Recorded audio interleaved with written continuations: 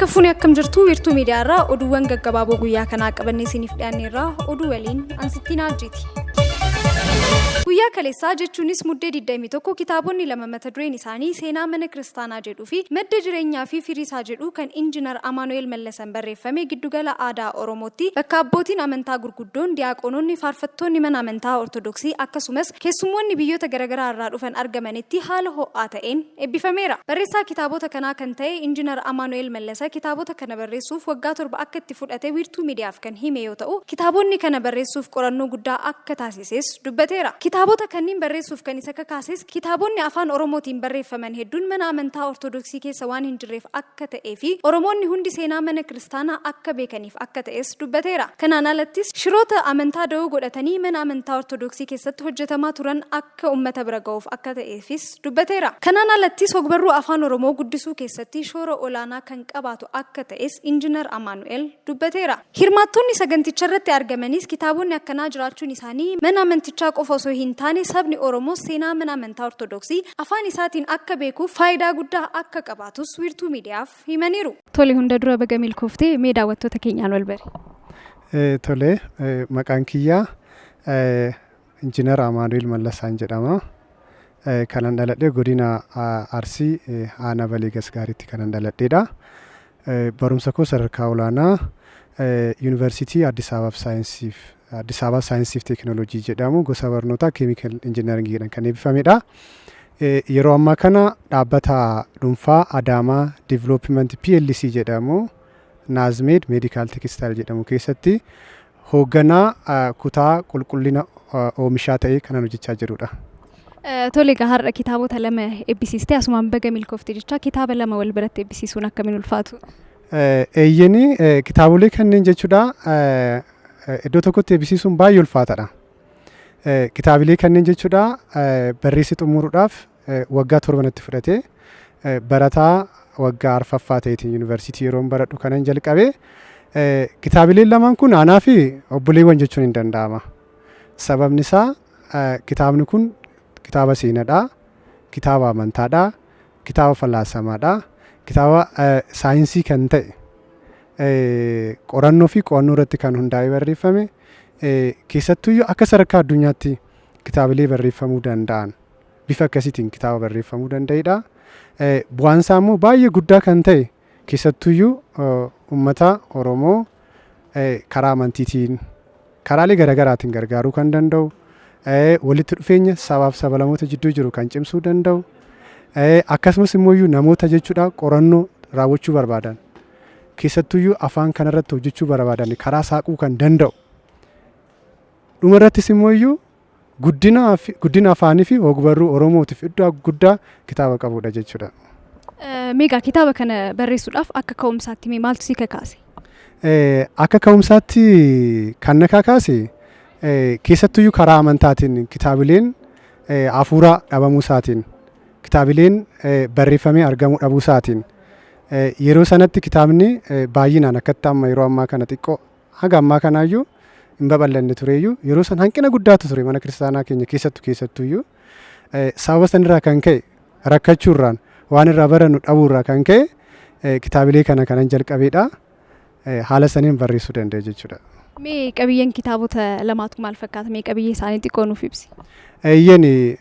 Kitaabileen kun mata dureen isaanii inni jalqabaa seenaa mana kiristaanaa kan jedhudha. Inni lammaffaa madda jireenyaa fi firiisaa kitaaba jedhudha.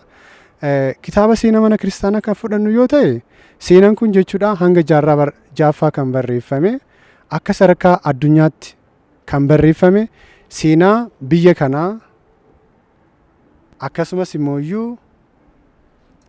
seenaa saba Oromoo kan of keessatti qabate. Seenaan dhugaa dubbachuudha. Kanumarraa kan ka'e jechuudha afaan kanaan dhugaa jiru kan jallatee jiru jechuudha sirreessuudhaan kitaaba barreeffamedha seenaa mana kiristaanaa. Kunis jechuudha boqonnaa 10 kan of keessatti qabu yoo kan ta'u ta'e kunis jechuudha keessattuuyyuu manni kiristaanaa akkamittiin bara kakuu duraa keessa akka isheen turte, manni kiristaanaa akkamitti isheen akka hundoofte, akkasumas immoo gooftaan keenya fi fayyisaan keenya Yesuus Kiristoosiin akkamittiin mana kiristaanaa akka inni hundeesse duuka bu'oota 12 akkamittiin akka filate kanumarraa wal qabatee immoo gargaartota duuka bu'oota kan ta'e waa'ee abboota kanneen akka Qalamxiyoos isa Roomaa, kan isa Agnaaxiyoos isa Anxookiyaa, kanneen akka Heermaas kan jedhaman fa'aa, kanneen akka immoo Hereeniyoos kan jedhaman fa'aa abbootiin kun jechuudha abbootii duuka bu'oota 12 jala ta'anii baratan phaaphaasota kan ta'an barreessitoota kiristaana isa jalqabaa yookaan immoo first Christian writers kan jedhaman kan dubbatu. Akkasumas immoo shakkitoota jaarraa lammaffaaf sadaffaa keessa waa'ee shakkitootaa kan dubbatu. Keessattuyyuu manneen barnoota lamaan mana barumsaa Iskindiriyaa fi mana barumsa Anxookiyaa kan jedhaman keessatti beektonni baay'een akkamittiin achi keessatti akka baratan, akkamitti achi keessa akka ba'an, beektonni kun jechuudha beektota amantaa ishee sirrii kan qaban, akkasumas immoo beektonni immoo faallaa isaaniitiin kan ta'an immoo shakkitoonni bahuu isaanii kitaaba dubbatudha. Akkasumas immoo manneen kiristaanaa keessatti yaa'iiwwan gurguddaa warra raawwataman jechuudha. Kanneen akka yaa'ii Niiqiyaa, yaa'ii Qusxinxiniyaa, yaa'ii Efesiyoon, akkasumas immoo yaa'ii Qeelqidoon kan jedhaman kitaaba dubbatudha. Keessattuu immoo jechuudha waa'ee babal'achuu kiristaanummaa biyya Misraa yookaan Gibxi keessatti, babal'achuu kiristaanummaa Itoophiyaa keessatti akkamittiin akka ture, akkasumas immoo abboota gurguddoo kan jedhaman amantaa isaaniitiin qulqulluu kan ta'an, barumsa isaanii sirrii kan ta'e abboota warra ba'aa kan jedhaman yookaan immoo Eastern Fathers warra jedhaman jechuudha. Kanneen akka waa'ee qulqullicha Atnaatiyoos, waa'ee kanneen akka qulqulluu Baasiliyoos isa guddaa, kanneen akka Gorgoriyoos isa Anzinaanzuu, kanneen akka Gorgoriyoos isa Naasuus, kanneen akka Yohaannis Afaan Warqee, kanneen akka immoo Qeerloos isa Iskindiriyaa, kanneen akka Efreem isa Sooriyaa kitaaba baay'ee dubbatudha. Kitaabni kun heeyyama Waaqayyoo kan ta'u yoo ta'u jaarraa ja'affaarraa jalqabee immoo kitaabni biraa kan qophaa'u ta'a. Seenaan mana kiristaanaa waa'ee kana kan dubbatudha jechuudha. Kitaabni inni lammaffaa immoo madda jireenyaa fi firii isaa kan jedhaman kun waa'ee barnoota amantaa kan dubbatan.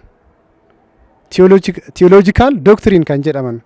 Keessattuyyuu manneen kiristaanaa kan ta'an kanneen akka mana kiristaanaa Kaatolikii Roomaa, kanneen akka Giriik Ortodoksii, kanneen akka Anglikaan Charchi kan jedhaman, kanneen akka Protestaantizimii fi Ortodoks Tawaahidoo wal madaalsisaa kan barreeffame.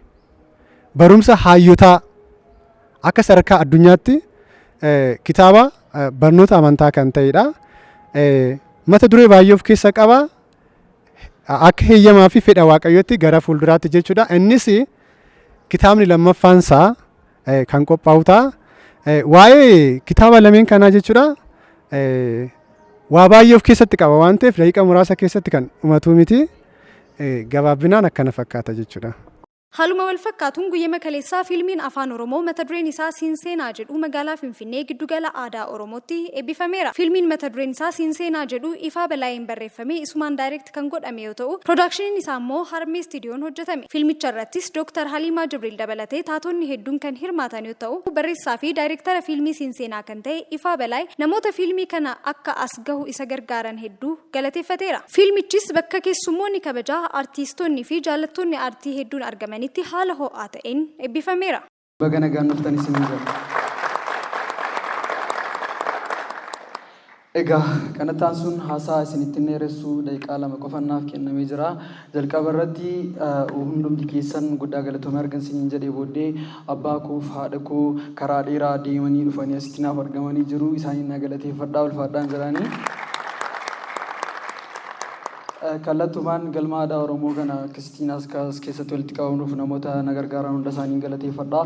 Itti fufuudhaan immoo ijoollee kiruu keenyaa hunduma isaanii addatti Harmee Istiidiyoo firaa fiilmisii guddaa na galateeffadhaa. Sababiin isaa immoo wanti isin har'a argitan kun dadhabbii koo qofaan miti. Gargaarsa isaaniitiin wal hubannaa nu gidduu tureenna kanan as dhaabadhee isin taasisuu danda'ee fi kanaaf iyyuu Harmee Istiidiyoo Yoonaataan Tafarraa fi Firaa'ol Taammanaa guddisaatiin na galateeffadhaan. maal kana qofarii Jaanet Kiruunis asitti nu argamaniiru karaa dheeraa deemanii dhufanii bulchiisa magaalaa Naqamtee irraa ka'anii jarallee guddaan galateeffadha.